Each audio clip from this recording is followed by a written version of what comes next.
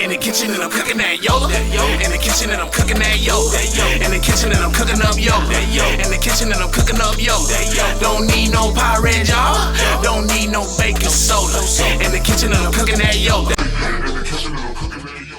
Yeah, Zone Marley TV. Listen, right now, we gonna dig into something, man. Listen, right now, I don't consider this a reaction, but you know, we just digging into something real quick, man. We want to dig into this Puff Daddy and Shyne case back in 1999. Show a couple clips. It ain't too crazy, you know what I'm saying? But we gonna check this out, see what it's all about. Listen, subscribe, hit that notification bell. Liggity lock in with your boy. E for free. Let go. You know, from the media standpoint, your trial was the Puffy trial. Do you feel that worked against you, all the fact that 99% of the focus was on him? Obviously, he was the uber star, and I was just up and coming, so, you know, yeah, it's gonna be a show. But he used that to just, you know, just threw me off. Like, you know, it was terrible, man. To many, Jamal Shyne Barrow is an answer to a trivia question, as the man who once stood trial alongside Sean Puffy Combs. While all eyes were fixated on the hip-hop mogul, few paid much, if any, attention to the plight of his 22-year-old protege.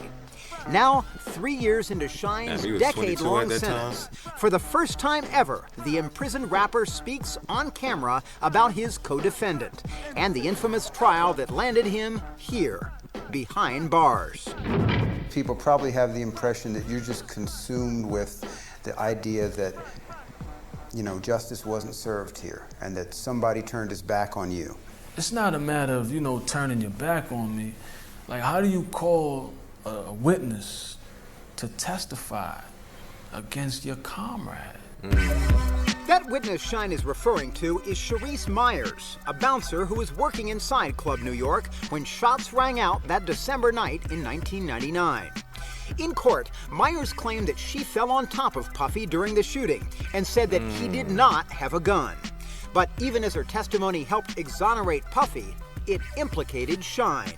Myers told jurors that it was Shyne who first opened fire inside the club, letting off 2 shots toward the ceiling. Shyne's lawyers conceded that their client fired. So, what they're saying right now, Puffy witness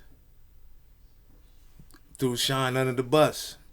They said the bouncer lady jumped on top of Puff Daddy, P.Diddy,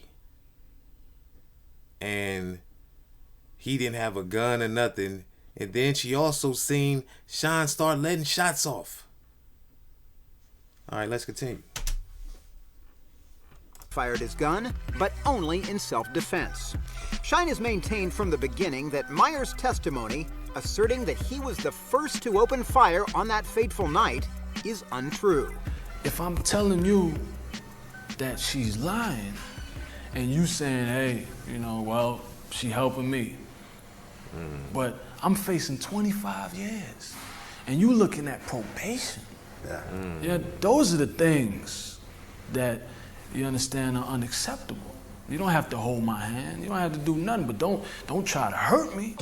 What continues to haunt Shyne to this day is that Myers wasn't called by the prosecution, but rather by his co-defendant's legal team.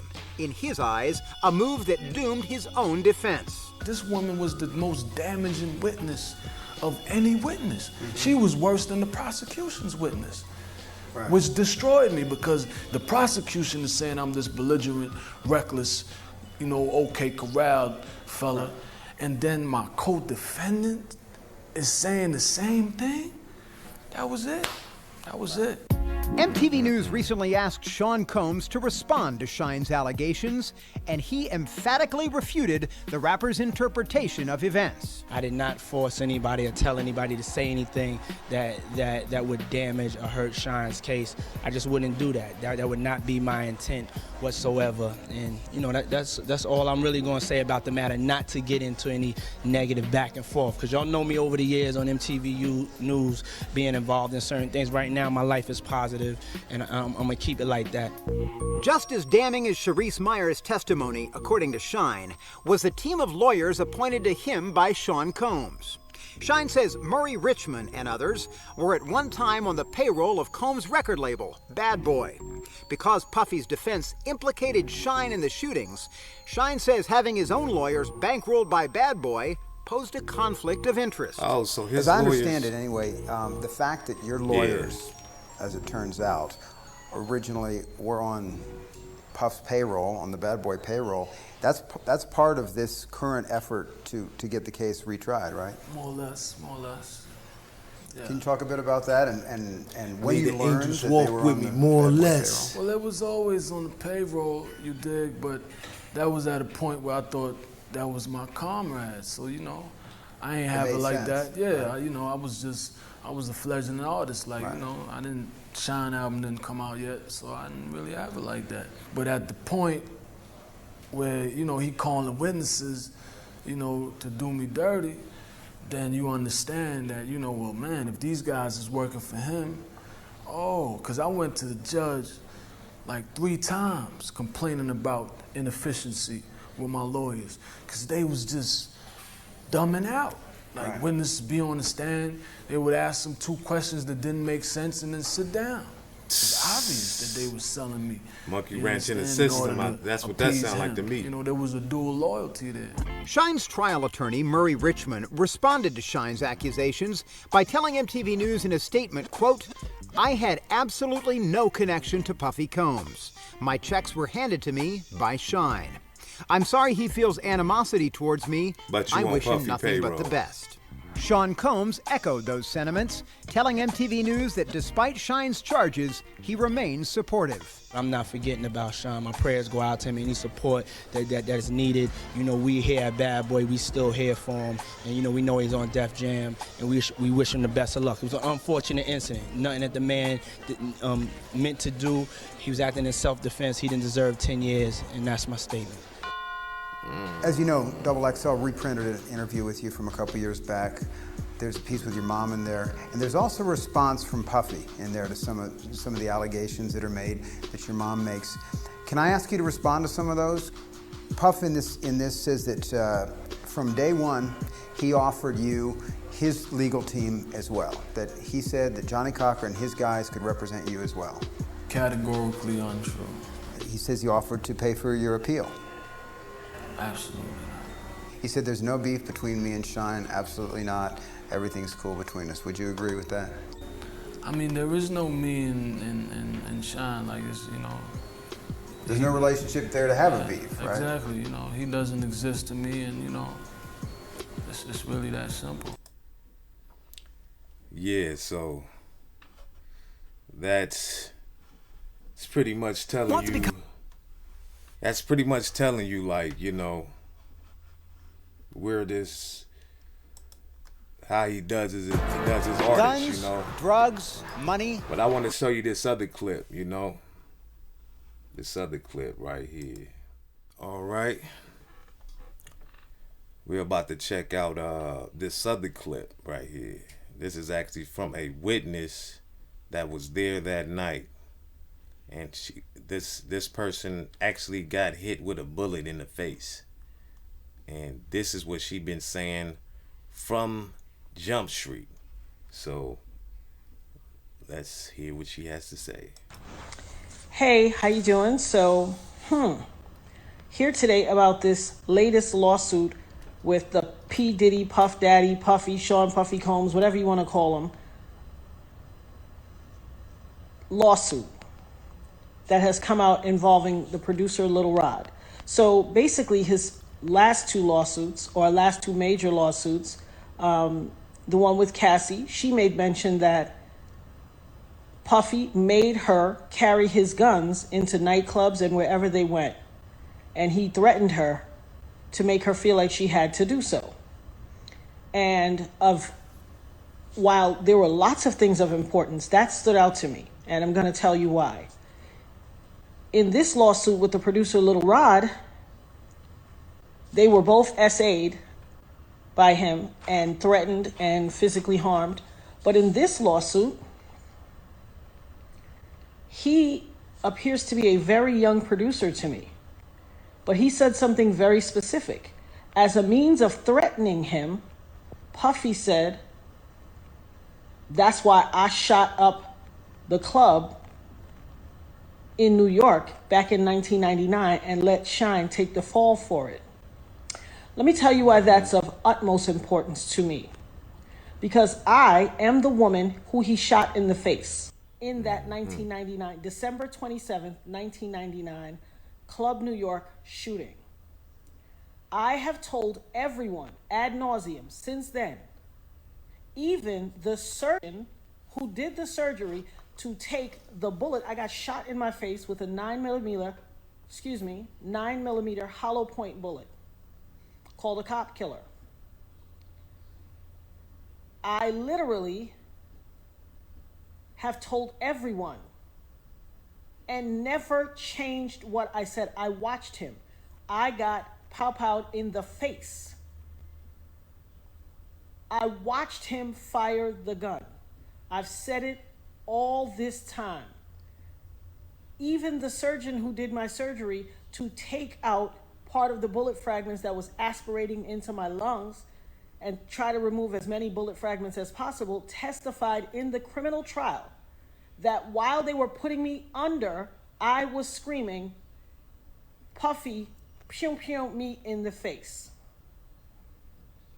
He testified in the criminal trial. It is in the record. They all knew he did it. Everybody knew he did it. But he paid off the club bouncer named Sharice and all these other people and the club owners with their video to hide the video. That's his MO. I told everybody that. This man almost took my life, has traumatized my life, has caused undue harm, irreparable damage to my life, lied his behind off.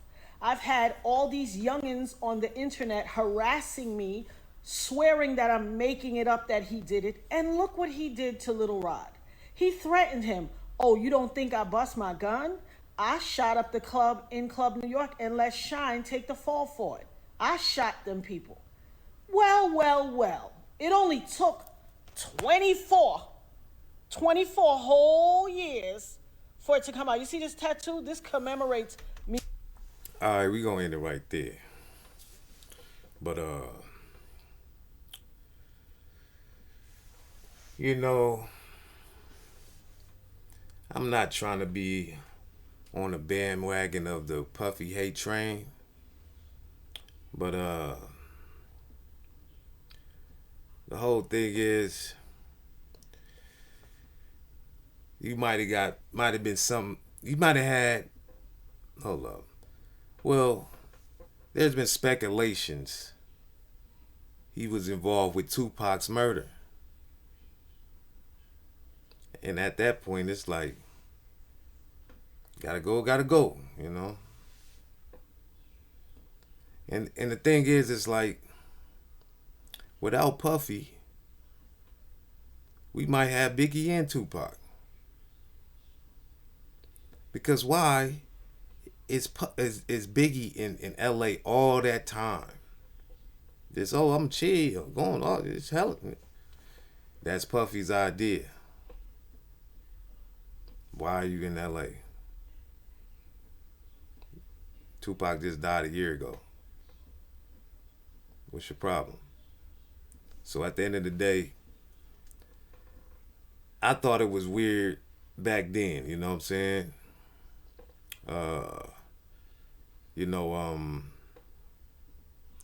With the J-Lo, and J-Lo was just quiet as a mouse. She ain't said nothing. That's weird. And then she instantly break up with this nigga, all that.